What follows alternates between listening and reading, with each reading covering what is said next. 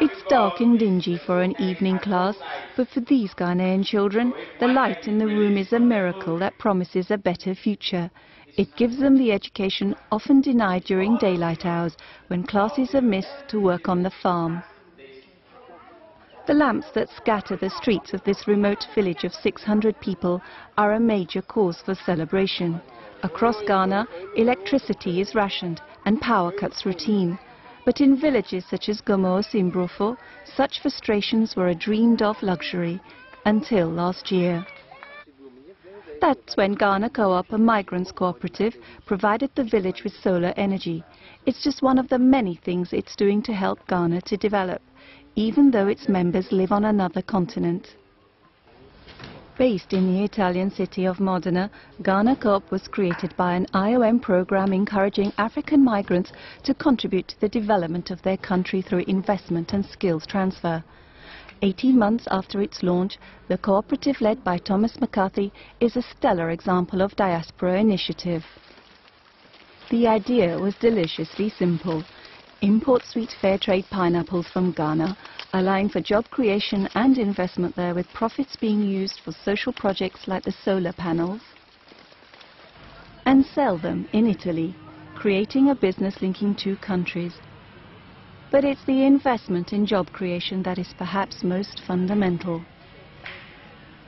We decided to create Ghanacoop with the main goal of developing our country, and our hope is that we create a job opportunity, most particularly for Ghanaians who have remained in Ghana and who wish to come to Europe, so that we can also combat the migration situation in our country. An estimated 3 million Ghanaians have left the country, the equivalent of 15% of its population. Nearly 47% of its people live on $1 or less a day. Poverty and the lack of employment possibilities, especially in rural areas, is driving the youth away. For Ohene-Konadu, Ghanacoop is offering hope on this. Its Vice President Charles Nkuah is overseeing the establishment of a 250-acre fair trade pineapple farm here on land leased from village elders. Initially, 60 villagers will be employed. Good news also for pineapple growers, who produce a variety no longer fashionable in Europe. A victim of the vagaries of the global market, Sekoi Kwaku's business nearly went under. But now he and 74 other producers in a similar fate, and hundreds of their workers, have a lifeline.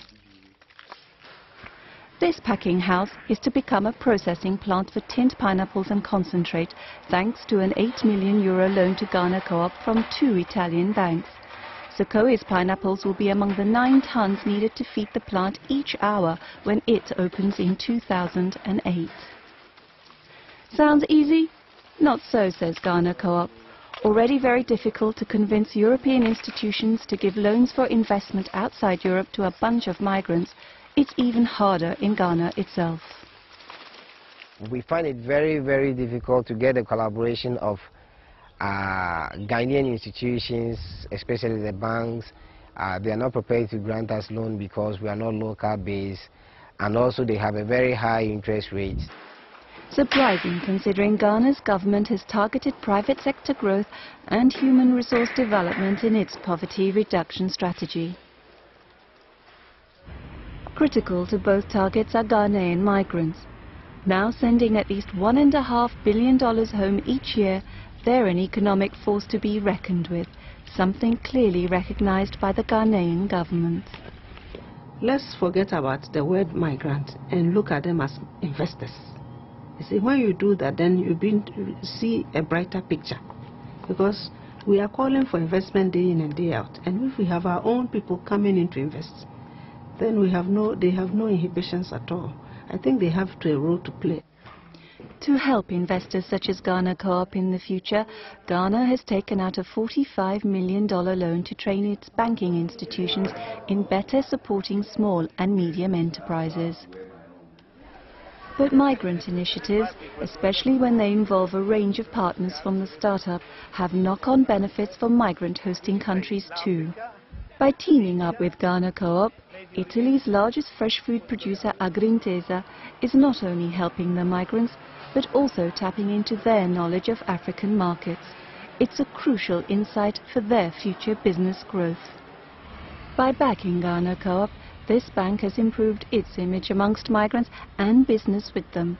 New bank accounts and mortgages being taken out by migrants have shot up. More importantly has been Ghanacoop's social impact. Modernese authorities say until now, engagement with migrants who represent 10% of the population has mainly been over social services. The visibility of all Ghanacoop products, which are in the supermarkets where all the Modernese people go, has made it possible to change the way that people look at migrants. Now, you don't see migrants as someone who needs services, but someone who brings services and new entrepreneurial initiatives, and as agents for exchange with African markets. IOM sees Ghanacoop as a model that can be successfully replicated around the world if one stumbling block can be overcome. The problem we find in this program here, and that forces us to continue to approach the donors, is that migrants often have difficulties in finding the startup capitals to be able to launch themselves in such ventures like this. So this is very important for us to have this funding available for them, because there's a lot of potential out there. For Thomas and the other migrants wanting to make a difference, the Ghanacoop experience is definitely worth following, but integration in a host country is key to success. We have to understand their way of life, the way they live, how they think, and how they do their things. Why? Because without integrating into the society, it will be very difficult for us to understand what they do. It will be very difficult for us to develop our community. It's nearly midnight and the Ghanacoop crowd are still hard at work spreading the word, building not just their business, but also a positive image of what they, as migrants, have to offer.